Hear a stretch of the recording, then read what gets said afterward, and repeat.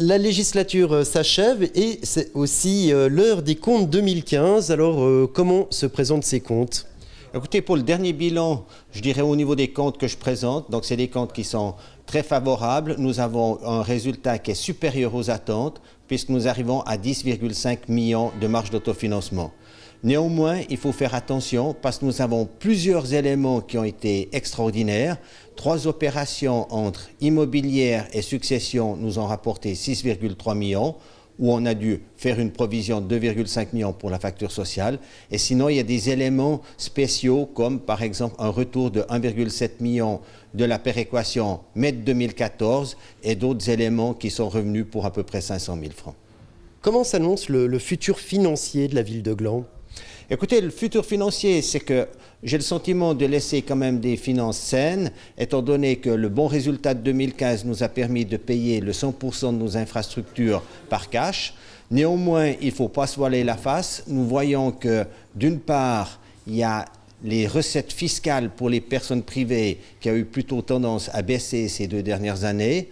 Nous avons également au niveau des entreprises des périodes qui pourraient venir un petit peu plus difficiles et également RE3 qui devrait arriver. D'autre part, il y a quand même un élément, c'est qu'on doit travailler de plus en plus de manière intercommunale et c'est là qu'on doit aussi faire attention d'avoir la même rigueur que nous avons dans les communes, d'avoir cette même rigueur au niveau intercommunal. Vous vous apprêtez à quitter l'exécutif glandois et à remettre le dicaster des finances. Comment vous avez vu évoluer ce dicaster au fur et à mesure des années ? Écoutez, je crois que durant 15 ans, on a toujours eu une approche, c'est défendre les intérêts de l'ensemble de la population glandoise avec la possibilité de faire un maximum de réalisations.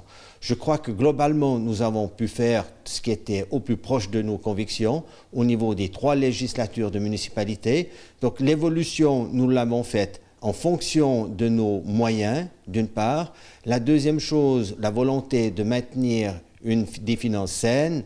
La troisième chose, le regret, c'est que parfois, il y a peut-être un petit peu trop de peur.